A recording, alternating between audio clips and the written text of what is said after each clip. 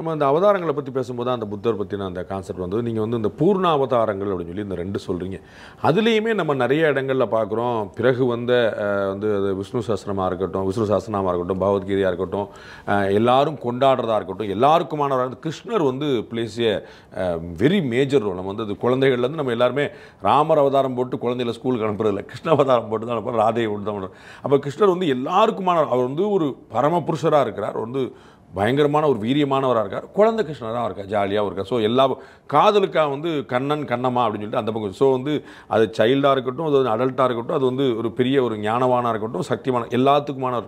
இந்த கிருஷ்ணர் வந்து நம்ம இஸ்கானில் நம்ம பார்க்குறோம், இன்டர்நேஷனல் சொசைட்டி ஃபார் கிருஷ்ணா கன்சா வந்து முழு முதற் கடவுள் கிருஷ்ணர் அப்படின்னு சொல்லி சொல்கிறாங்க. நம்ம வந்து எப்படி வந்து விநாயகர் வந்து முதல் கடவுள் அப்படின்னு அவங்க சொல்கிறாங்களோ, அது மாதிரி வந்து இஸ்கானில் வந்து முழு முதற் கடவுள் பெருமாள்னு சொல்கிறாங்க. இந்த கிருஷ்ணருடைய இந்த ஸ்பெஷாலிட்டி எங்கேருந்து வருது?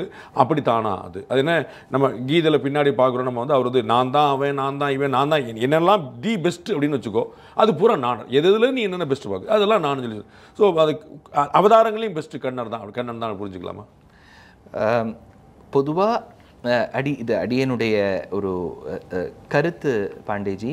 அவதாரங்களில் நம்ம பொதுவாக இது பெஸ்ட்டு அப்படின்னு சொல்கிறத விட பெஸ்ட் அமங் ஈக்குவல்ஸ்னு இங்கிலீஷில் ஒரு வார்த்தை உண்டு. எல்லாமே ஈக்குவல் தான், அதில் இது ஒரு பெஸ்ட்டு அப்படின்னு வச்சுக்கலாம். ஏன்னா நரசிம்ஹாவதாரம் குறைச்சலான சமயத்துக்கு தான் வந்தார் பெருமாள். ஒரு இடத்துல பள்ளிக்கூடத்தில் போய் படிச்சுட்டு மேல் படிப்பு படித்து அதெல்லாம் இல்லை, வந்தார், காரியத்தை முடித்தார், கிளம்பினார். ஆனால் எனக்கு ரொம்ப பிடிச்ச அவதாரம் நரசிம்ம அவதாரம். ஏன்னா ஒரு பக்தன் கேட்ட பிறகு உடனே வரார் பாருங்க. அப்பேற்பட்ட பிரசன்னமான பெருமாள் தான் இன்றைக்கி நமக்கு தேவை. எல்லாருக்கும் அப்படி தான் வேணும் இல்லையா? இப்போ ராமர் கிருஷ்ணர்னா ஏன் சுவாமி அவரே கஷ்டப்பட்டார், அவர் நம்ம கஷ்டத்தை எங்கே போக்குவருங்கிறா. நரசிம்மர் அப்படி இல்லை, வந்தார், காரியத்தை முடிச்சுப்பார், கிளம்புவார். எங்கள் ஆச்சாரிய 45ஆம் பட்டம் அழிசிங்கர், வில்லிவலம் அழிசிங்கர்னு பேர், ரொம்ப அதாவது அந்த ஸ்லாகிச்சு சொல்வார். அதாவது மார்கழி ஆண்டாள் பாடினதே வந்து நரசிம்மருக்கு தானா. ஏன்னா மிருகசீரிஷம்னு பேர் மாசத்துக்கு. மிருகசிரசு சீரிய சிங்கம். முதல் பாசனம் என்ன? இது மார்கழி திங்கள் மதி நிறைந்த நன்னாளால் நீராட போதுவீர் போதுமினோ நேரழியில் சீர்மல்கும் ஆய்ப்பாடி செல்வ சிறுமீர்கள் கூர்வேர் கொடுந்தொழிலன் நந்தகோபன் குமரன் ஏறார்ந்த கண்ணி யசோதை சிங்கம். ஃபர்ஸ்ட் பாசனத்திலே சிங்கம்.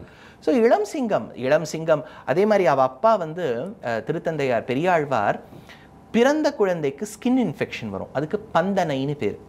அந்த பந்தனை, ஏன்னா நரசிம்மர் இப்போ தான் தூண்லேன்னு வந்திருக்காராம், பிறந்த குழந்தை இல்லையா, அதுக்கு பந்தனை வரக்கூடாதுன்னு பல்லாண்டு, பந்தனை தீர பல்லாண்டு பல்லாண்டு என்று பாடுவோமேனர். அதனால் பெரியாழ்வாருக்கும் சரி ஆண்டாளுக்கும் சரி எல்லா ஆச்சாரியர்களுக்கும் ஐக்ககண்டியமாய் அத்வைதம் தொடங்கி துவைதம் வரை விசிஷ்டாத்வைதம் வரை நரசிம்மர்னா உயிர். அதனால் நரசிம்ம அவதாரம் கிரேட் தான். பட் இப்போ மனுஷாவதாரங்கள்னு நம்ம கம்பேர் பண்ணும்போது ராமர் கிருஷ்ணரில் ரெண்டுத்துக்குமே சிறப்பு இருக்குன்னு நான் சொல்வேன். ஏன்னா இப்போ யோசிச்சு பாருங்க, கிருஷ்ணரை சாட்சியாக வச்சுட்டு பீஷ்மர் சஹஸ்ரநாமம் சொல்கிறார். தேவகீ நந்தன சிரஷ்டா க்ஷிதீஷா பாபநாசனா சங்கபிருநந்த கீச்சக்ரி எல்லாம் சொல்லி முடிக்கிறார்.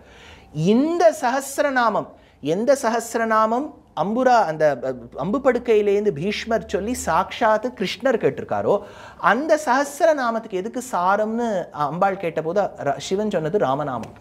அதனால இப்போ கிருஷ்ணாவதாரம் யோசிச்சு பாருங்க, கிருஷ்ணர் மெனக்கெட்டு எல்லாம் நின்று கேட்டுவிட்டு எது சாரம்னா ராமநாமம்ங்கிறா. அப்போ 2 அவதாரங்களுமே அவ்வளவு சிறப்புடைத்தது, வெவ்வேறு ருச்சி. ராமர் ஒரே ரூல் ஃபாலோயிங் அப்படி ஸ்ட்ரிக்டாக இருப்பார்னா கிருஷ்ணர் அப்படி இல்லை, பிந்தாஸ். அவர் என்ன சொல்கிறாரோ அதுதான் ரூல். ரூலை இவர் ஃபாலோ பண்ணுறாரு, இவர் சொல்கிறது தான் ரூல். அது இது ஒரு அவதாரம், ரூல் மேக்கர். இது வந்து கிருஷ்ணாவதாரம்ங்கிறது ஆல் இங்கிலீஷில் ஒரு வார்த்தை சொல்வா, everything was loose, he could do anything. அதுதான் கிருஷ்ணாவதாரம். இது நம்ம ஒத்துருக்கோமா? நீங்கள் இஸ்கான் பற்றி சொன்னதுனால ஒரு பெரிய ஒரு சம்ஸ்தாபனம் கிருஷ்ண பக்தியை பரப்பிண்டு வரா. அவர்களுக்கு பாகவதம் பகவத்கீதை கிருஷ்ணர் தான் உயிர். அந்த பக்திக்கு எதுவுமே ஈடிணை கிடையாது. ஆனால் இது எல்லா மதத்தினரும் ஒத்துக்கிறாளா சனாதன தர்மத்துக்குள்ளேன்னு கேட்டால் இதில் நமக்கு பின்ன ருச்சி. பரமாத்மாங்கிற ஈஸ்வரன் அவன் நாராயணனாக இருக்கின்றான்ங்கிறது ஒரு பெரும்பாலான ஒரு நம்பிக்கை. மத்வ மதத்திலேயோ விசிஷ்டாத்வைத்திலேயோ ஹரிங்கிறோம், நாராயணன்கிறோம். அத்வைதத்தில் அவன் என்ன சொல்கிறான்னா சகுண பிரம்மம் நிர்குண பிரம்மங்கிறா. நிர்குண பிரம்மத்தில் நீ பேரெல்லாம் கொடுக்காத, சகுணோபாசனத்தில் நாராயணன்னு வச்சுக்கோ அப்படின்னு சங்கரர் சொல்கிறார். பின்னாடி வந்தவாழ்ல அம்பாள்னு வச்சுக்கலாம், சிவபெருமான்னு வச்சுக்கலாம். சைவாகமத்தில் சிவன் தான் எல்லாமே. ஸோ அதனால் இப்போ நீங்கள் கிருஷ்ணர்னு ஸ்பெசிஃபிக்காக கேட்டதுனால பதில் என்னென்னா, கிருஷ்ணாவதாரம் இஸ் அ லவ்ட் அவதாரம். ஐககண்டியமாய் லவ் பண்ண அவதாரம். ஐககண்டியம்னா யார் யாரோ நம்ம நினைச்சு கூட பார்க்க மாட்டோம். இதே அத்வைத மதத்தை பிரச்சாரம் பண்ணின்னு வந்த மதுசூதன சரஸ்வதி வங்கதேசத்தில் வாழ்ந்தவர். அவர் எல்லா அத்வைதத்தை பற்றி எழுதிட்டு நிர்குண பிரம்மம் ஆஹா ஓஹோன்னு எல்லாம் எழுதிட்டோ எனது கிருஷ்ணாத் பரம் தத்துவமஹம்னு ஜானேன்னு கிருஷ்ணர் தான் விட்டார். சதாசிவ பிரம்மேந்திராள் தமிழகத்தில் வாழ்ந்தவர், அத்வைத மதத்தை பிரச்சாரம் பண்ணவர். அவர் மதஷிகி பிஞ்ச அலங்கிருத்த சிக்குரே மானச சஞ்சரரே, என் மனதில் சஞ்சரிப்பது மயில்பீலியை தரித்த கண்ணன்கிறார். நம்மாழ்வார் உண்ணும் சோறு பருகுநீர் தின்னும் வெற்றிலையும் எல்லாம் கண்ணன். கண்ணன் என்னும் கருந்தெய்வம் காட்சி பழகி கிடப்பேனை புண்ணில் புலி பெய்தார்போர் புறம் நின்று அழகு பேசாதேன்னு ஆண்டாள் சொல்றா. நாராயண பட்டத்தில் கிருஷ்ணர்னா உயிர். அதாவது 90வது தசகம் 91வது தசகத்தை கிருஷ்ணரை எங்கேயோ வசதி விடுறார். மத்வ சம்பிரதாயத்தில் தாசர்வாளுக்கோ கனகதாசருக்கோ மத்வாச்சாரியாளுக்கோ கிருஷ்ணர்னா உயிர். அதே மாதிரி விட்டலன் பாண்டுரங்கன்னா அது ஒரு உயிர். இன்னைக்கும் ஸ்ரீநாத்ஜினா எல்லாரும் 2 கை கூப்பிடுவா. அந்த கிருஷ்ணர்னா there is a large base support. அதே சமயத்தில் ராமருக்கும் அவ்வளோ பெருமை இருக்கு, அவ்வளோ பெருமை இருக்கு. அதனால் இதில் நம்ம கம்பேரிசனுங்கிறத விட அது வந்து ஒரு சீசன் ஃப்ளேவர். முன்னெல்லாம் நான் சின்ன வயசில் இருக்கும் வந்து கேடிவின்னு ஒன்று உண்டு. அதில் என்ன சொல்லுவோம், திக் திக் வாரம். இந்த மாதிரி இந்த வாரத்துக்கு கிருஷ்ணர் ஃப்ளேவர், அடுத்த வாரத்துக்கு ராமர் ஃப்ளேவராக இருப்பார். 2 பேருமே ஏன்னா தோசையே சாப்பிட்டுருந்தோன்னு வச்சுக்கோங்க, போர் அடிச்சிடும். அடுத்த வாரம் அதே மாவை வச்சு இட்லி பண்ண வேண்டியது. டெண்டுல்கர் வச்சு ஒரு பீரியட் ஓடும், தோனி வச்சு இன்னொரு பீரியட் ஓடும். ஆனால் அவள் ஆடுறது கிரிக்கெட் தான். அதே மாதிரி இவர்கள் 2 பேருமே நம் தர்மத்துக்காக இருக்கக்கூடிய அவதாரம். இது வந்து ரொம்ப சௌலபியமாக இருந்துச்சு, ரொம்ப நிறைய காமன் மேனுக்கு ரொம்ப பொருத்தமாக நெருக்கமாக. ஆமாம், அதுலேயும் ஒரு ஹெல்தி டிபேட் உண்டு. கிருஷ்ணர் இடைச்சேரியில் வளர்ந்தார், எல்லாருடையும் காமனாக பழகினார், அது வசதியா? அரிஸ்ட்ரோக்ராட்டா பிறந்த ராமர் குஹனோடு பழகினாரே, அவர் தானே சௌலபியம் சௌஷீல்யம்னா அதுதானே. எங்கோ இருக்கக்கூடியவர் இறங்கி வரணும். எங்கேயோ ஒரு பெரிய அரண்மனையில் இருக்கக்கூடியவர் குஹனோடு ஐவரானோம் குன்று சூழ்வான் மகனுடன் அறுவரானோம்னு சொன்னது பெரிய விஷயமா? இடைச்சேரியிலேயே பிறந்துட்டோம், அங்கே வீடு வீடாக போய் கோபி ஸ்திரீகளோட அதாவது இது வந்து ஒரு டிபேட் தான். இது சனாதன தர்மத்தில் அலௌட். நம்ம ஜம்முன்னு டெலிபேட் பண்ணலாம். ஒரு 3 பேர் வந்து கிருஷ்ணனுக்கு சப்போர்ட், சாலமன் பாப்பையா இருப்பார், அவரை இவராக வச்சு இந்த மதம் மாதிரி வந்து வாலியை மறைந்து நின்று ராமன் தாக்கியது சரியா அப்படின்னு 1,00,000 விவாதம் நடந்திருக்கும். அதை வந்து இந்த மதம் தான் அதை அலோவ் பண்ணுது. அது வந்து நம்ம ராமர் கடவுளையே டிபேட் பண்ணு சரியா, ராமன் சரியா வாலி சரியான்னு நம்ம எல்லா கோயில்களையும், அது கோயிலில் அது ஏதோ தீக்கா மேடையில் இல்லை, கோயில் வாசலே நமக்கு அவ்வளோ ஒரு ஆரோக்கியமான டிபேட் இது நம்ம நடந்துச்சு. அந்த கிருஷ்ணரை பற்றி பேசினோடனே நீங்கள் மேற்கோள் காட்டின 2 விஷயங்கள் வந்து ஒன்று ஞாபகம். ஒன்று வந்து அந்த பகவத்கீதை வந்து நம்ம பார்க்க, மகாபாரத காலத்தில் போர் நடக்கும்போது போருக்கு முன்னாடி திடீர்னு வந்து அர்ஜுனனுக்கு ஒரு கவலை வந்துடுது. நம்ம வந்து என்னடா சுற்றி சொந்தக்காரங்களாக இருக்காங்க, இத்தனை பேரையும் கொண்டு நான் யாரடா ஜெயிக்க போகிறேன், எதை நான் ஆள போகிறேன்னு ஒரு டவுட் வருதுன்னா, அப்புறம் வந்து கிருஷ்ணர் வந்து அதெல்லாம் ஒன்றும் கவலைப்படாதப்பா, இது உன்னுடைய வேலைன்னு சொல்லி சொல்கிறேன். அப்போ சார் நான் இவனெல்லாம் கொண்டு நான் என்ன சார் செய்ய போகிறேன் அப்படின்னா, டே ராஜாடா நீ உன் தர்மண்டா இது, நீ வந்து பண்ணுறா அப்படின்னா அது முடிஞ்சிருது. ஆனால் பின்னாடி வந்தது கர்மயோகம், ஞான யோகம், பக்தி யோகம்னு வேறு என்னென்னமோலாம் சொல்லி அது நான் யார், பிரபஞ்சம் எப்படி, பிறப்பு எப்படி, இறப்பு எப்படின்னு அது சொல்கிற ஃபிலாசபி. அது என்ன ஒரு டவுட் பண்ணுறாங்க அப்படின்னா, என்ன போர் காலத்தில் எதிர் சங்கு ஊதியாச்சு, இப்போ அட்டாக் பண்ண வேண்டிய நேரத்தில் குறி வச்சவன் எதிர்ப்புற என் சொந்தக்காரனாக இருக்கானே கீழே போட்டான். அப்போ அவ்வளோ தூரம் ரெடியான நேரத்தில் இப்போ உட்காந்து ஒரு ஃபிலாசபி பேசினா அது வந்து புரியுமா, ஏற்பாள நம்ம வந்து எப்போ எக்ஸாமுக்கு 10 நிமிஷம் முன்னாடி நீங்கள் வந்து ஒரு லெக்சர் கொடுத்து பாடம் வச்சுக்கோன்னா நான் என்னதுக்காக ஏற்கனவே பீதியில் இருக்கேன். அப்போ வந்து இது ஒரு இடைச்சர்கள், இது ஒரு பிற்சேர்க்கை. பின்னாடி வந்தவா வந்து நமக்கு வந்து இந்த சனாதன தர்மத்தில் அதை வேல்யூ அடிஷன் பண்ணுறதுக்கு நிறைய விஷயங்கள் வேணும். மகாபாரதம் கதையாக இருக்குது, இதில் உள்ள ஒரு தாத்பரியம் உள்ளே வந்து கொண்டு தானே. மகாபாரத தாத்பரியம் நீங்கள் இப்படி விஷ்ணு சஹஸ்ரநாமனுடைய தாத்பரியம் ராமநாமம் அப்படின்னு வச்ச மாதிரி இதுக்கு ஒரு தாத்பரியம் வந்து அந்த கீதை அப்படின்னு வச்சுக்கலாம். அப்படின்னா இந்த சிச்சுவேஷன், அந்த லாங்குவேஜ், இது எல்லாமே வந்து ஒரு பிற்சேர்க்கையோ அப்படிங்கிற ஒரு டவுட்டை கிளப்புறாங்க. அதற்கான வாய்ப்புகள் இருக்குதா? சரி, இதில் வந்து 2-3 லெவலில் இதுக்கு ஓரளவுக்கு பதில் சொல்ல பார்க்குறேன். ஒன்றும் ஸ்ரீ மகாபாரதத்தில் 18 பர்வாக்களில் ஆதி பர்வா, சபா பர்வா, வனபர்வா, விராட்ட பர்வா, உத்தியோக பர்வா, இந்த 5 பர்வாக்கள் ஆன பிறகு தான் யுத்தம் ஆரம்பிக்கிறது. அதில் தான் பீஷ்ம பர்வான்னு வரும். பீஷ்மர் முதல் 10 நாள் இருந்தார். அந்த முதல் நாள்லேயே இந்த யுத்தம் பண்ணலாமா வேண்டாமா, ஏன் பண்ணணும் ஏன் பண்ணக்கூடாதுன்னு அர்ஜுனனுடைய கேள்விகளுக்கு கிருஷ்ணர் பதில் சொல்லித்தான். எல்லா ஓலைகளில் நமக்கு வெவ்வேறு இடங்கள்லேருந்து ஓலை கிடைக்கும். பண்டார்கர் ஓரியண்டல் இன்ஸ்டிடியூட்னு பூனேயில் இருக்குது, ஃபுல்லாக கிரிட்டிக்கல் எடிஷன்லாம் வச்சுருப்பா. அத்தனை ஓலைகள்லேயும் பகவத்கீதை இருக்குது. இப்போது ஒரு விஷயத்தை நம்ம ஒரு தியரி வைக்கிறோம், சரி இது பின்னாடி இன்சர்ட் பண்ணப்பட்டிருக்கு, இதனுடைய லாங்குவேஜும் அந்த மகாபாரதத்தோட லாங்குவேஜும் வெவ்வேறாக இருக்குது. போயும் உபதேசம் பண்ணக்கூடிய கண்ணன் முதல் நாள் யுத்தத்தில் யுத்த களத்திலேயா உபதேசம் பண்ணணும்? இந்த கேள்விகள்லாம் கரெக்டு. ஆனால் கிடைக்கக்கூடிய ஓலைகளில் பகவத்கீதை இருக்குது, அத்தனை ஓலைகள்லையும் இருக்குது. ஒன்று. ரெண்டாவது, இது கிரிட்டிக்கல் எடிஷன்லேயே இருக்குது. ரெண்டாவது, அந்த மகாபாரதத்துக்கு வியாக்கியானம் பண்ணவர் ரொம்ப பிரசித்தமாக பாவதீபம்னு ஒரு வியாக்கியானம் இருக்குது, நீலகண்டர்னு ஒருத்தர் எழுதியிருக்கார். அவர் ஒரு டவுட் எழுப்பலை. 2. மூணாவது, ஒரு 1600 1500 வருஷத்துக்கு முன்னாடி ஹிஸ்ட்ரி படி ஒரு 5வது நூற்றாண்டிலேருந்து 8வது நூற்றாண்டு வரைக்கும் வாழ்ந்தவர்கள் தான் தமிழை பேணி பாதுகாத்து வைணவ தமிழை பக்தியை வளர்த்த ஆழ்வார்கள். அதில் திருமழிசை, இது மெட்ராஸ் பக்கத்துலேயே இருக்குது. இந்த திருமழிசையை சார்ந்த ஆழ்வார் திருமழிசை ஆழ்வார்னு பேர். பெருமாள் பின்னாடி தன் பெயரை கொடுத்ததால் திருமழிசை பிரான் பக்திசாரர்னு பேர். அவர் சாதித்த 2 பிரபந்தங்கள் நான்முகன் திருவந்தாதி, அதே சமயத்தில் திருச்சந்த விருத்தம். அதில் கிளியராக எடுக்கிறார், அன்று பாண்டவர்கள் குழப்பம் அடைந்த நிலையில் அர்ஜுனனுக்கு உபதேசம் செய்தவன் கண்ணன். அப்போது மகாபாரத ஓலையில் இருக்குது, வியாக்கியானம் பண்ணவர் எடுத்திருக்கார், தமிழகத்தில் ஆழ்வார் எடுத்திருக்கார், அத்தனை பேரும் பகவத்கீதையை ஒத்துருக்கார். கிட்டத்தட்ட சம்ஸ்கிருதத்திலேயே ஒரு 100க்கும் மேற்பட்ட வியாக்கியானங்கள் பகவத்கீதைக்கு இருக்கு. பிரசித்தமாக ஆதிசங்கரர், ராமானுஜர், சுவாமி தேசிகன், மத்வாச்சாரியர் இவெல்லாம் பண்ணியிருந்தாலும் நிறைய அபினவகுப்தர், பைசாச்ச பாஷ்யம் என்னென்னவோ இருக்கு, அத்தனை பேரும் ஒத்துருக்கா. So the point I'm trying to say is, அந்த கீதைக்கு வந்து வியாக்கியானம் எழுதுறதுங்கிறது எல்லாருக்கும் ஒரு ஆசையாக இருந்திருக்கு. அதை பண்ணி ஒரு ஸ்டாண்டர்ட் பாண்டிஜி.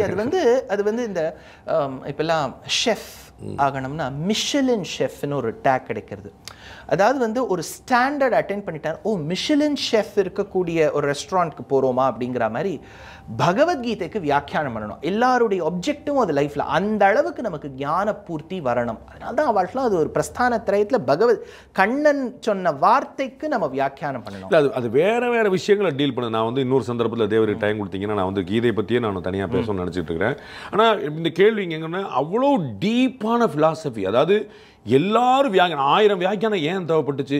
999 ஏதோ ஒரு குறை இருக்குது, இன்னமும் எளிமையாக இன்னமும் அர்த்தம் புரியும்படியாக சொல்லலாம் அப்படின்னு ஒரு ஆசை தானே. வேறு முன்னாடி உள்ள தப்புங்கிறது கிடையவே கிடையாது. யாருமே இது முரண்பட்டு கான்ட்ரடிக்டாக போல.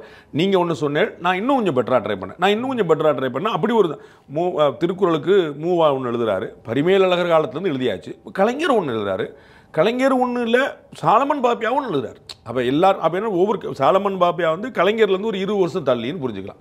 அப்போ அந்த 20-30 வருஷம் வேறு ஒருத்தர் ட்ரை பண்ண. அப்போ வந்து என்னென்னா இவ்வளவு டீப்பாக அண்டர்ஸ்டாண்ட் பண்ண வேண்டிய காம்ப்ளிகேட்டான, புரிஞ்சுக்கிறதுக்கு சுலபமாக இல்லாத ஒவ்வொரு காலத்தையும் புரிய வைக்க ட்ரை பண்ணேன். அவ்வளோ பெரிய விஷயம் அந்த இடத்துல போர் காலத்தில் அப்படிங்கிறது தான் அந்த டவுட். ரைட். ஸோ இதில் இப்போ ஃபஸ்ட்டு அடியேனுக்கு தெரிஞ்ச வரைக்கும் பகவத்கீதை மூலத்தில் இருக்கு, பெரியோர்கள்லாம் வியாக்கியானம் பண்ணியிருக்கா, அதை தமிழ் பெருமக்களும் கொண்டாடியிருக்காங்கிறத வச்சுட்டோம். எப்படி யுத்த காலத்தில் சொல்லியிருக்க முடியும்னா அதுதான் கிருஷ்ணர். நீங்கள் முன்னாடி ஒரு அவதாரம் சொன்னீங்களே, இப்போ ராமரான அப்படி பண்ணியிருக்க மாட்டார். அவர் என்ன பண்ணுவார், நீங்கள் சொல்கிற மாதிரி எக்ஸாமுக்கு ஒரு மாதத்துக்கு முன்னாடியே படித்து ரிவைஸ் பண்ணி எழுதி பார்த்து அந்த மாதிரி ஒரு கேரக்டர் ராமர். அதாவது பர்ஃபெக்டாக இருக்கணும். கிருஷ்ணருக்கு அப்படி இல்லை. நான் சொல்கிறது எப்போ வேணாலும் சொல்லுவேன், இப்போ தான் நான் சொல்லுவேன், இப்போ தான் நான் தீர்மானம் பண்ணியிருக்கேன், நான் சர்வலோகேஸ்வரன், நான் எழுதுறது தான் ஆன்சருங்கிற மாதிரி இப்போ நான் டிசைட் பண்ணியிருக்கேன் இப்போ சொல்லணும்னு. அதுக்கு பல காரணங்கள் என்ன சொல்வான்னா, அவன் கேட்ட கேள்விக்கு இவ்வளவு விவரணமாக பகவான் சொல்ல வேண்டிய அவசியத்தையா. ஏன்னா அவன் கேட்ட கேள்வி நான் சண்டை போட மாட்டேன்னு சொல்லலை. அவன் என்ன சொன்னான்னா, இவர்களோடு சண்டையிட்டு எனக்கு என்ன லாபம். அப்பதான் கிருஷ்ணர் சொல்றார், நீ க்ஷத்ரியன், உன் தர்மம்னா என்ன, நீ ஏன் போரிட வேண்டும். ஒன்று.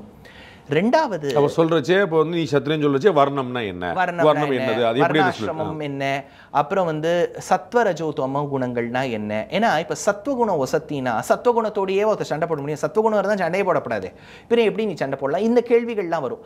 அப்போ நீ அழிக்கக்கூடியது எது, அழிக்க முடியாதது எது, அப்போ ஆத்மாவை பற்றி சொல்லணும், சரீரத்தை பற்றி சொல்லணும், இந்த கேள்விகள்லாம் வருது. அப்போ இதெல்லாம் எக்ஸ்பிளைன் பண்ணணும்.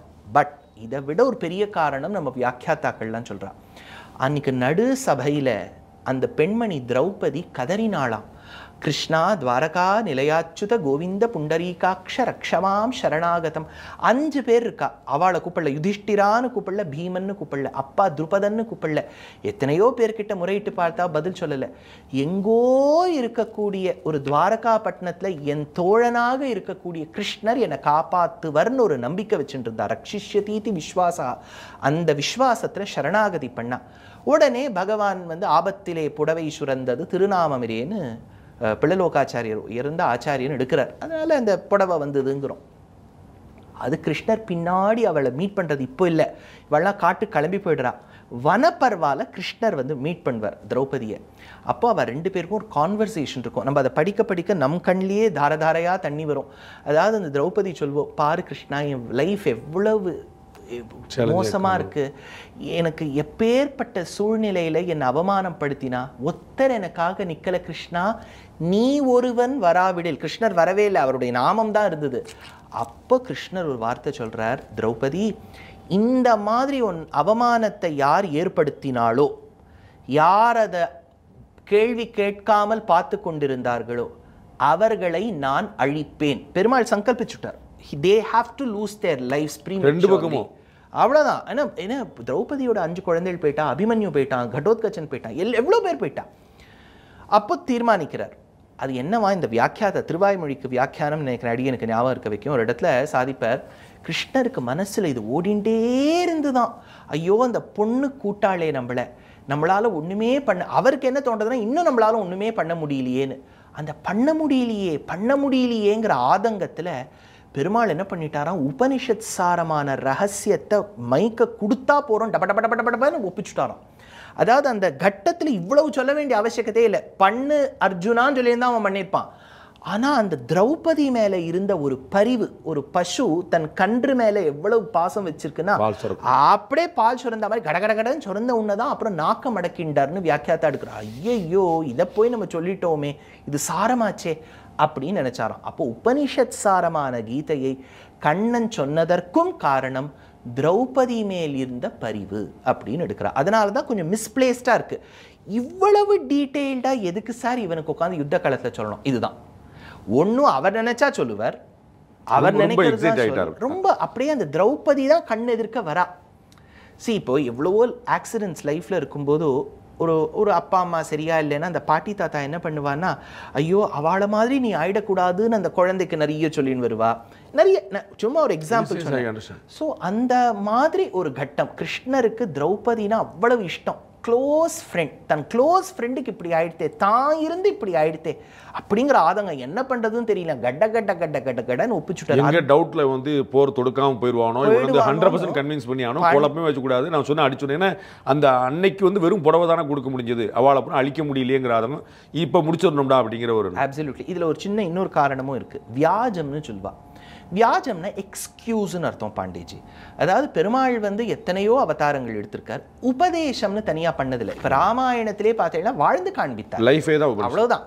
So there is nothing called as a ராமகீதான்னு ஒன்று கிடையாது. மகாத்மா காந்தி சொன்ன மாதிரி என்னுடைய வாழ்க்கையே பாடம். அதனால சக்ரதேவ பிரபன்னாயன் ஒரே ஒரு ஸ்லோகம் தான் ராமர் சொல்லியிருக்கார். அது ராமச்சரம ஸ்லோகம்னு பேர் யுத்த காண்டத்தில். வேற எதுவுமே சொல்லல அவருக்கும் உபன்யாசகராகணும்னு ரொம்ப ஆசை பெருமாளுக்கு. ஸோ அதனால பார்த்தார் யாராவது மைக்கு கொடுப்பாளான்னு. கிருஷ்ணாவதாரம் ஏறக்குறைய முடிவடைகிற ஸ்டேஜ் வந்துடுத்து. இன்னும் அவர் உபதேசம் பண்ணலை.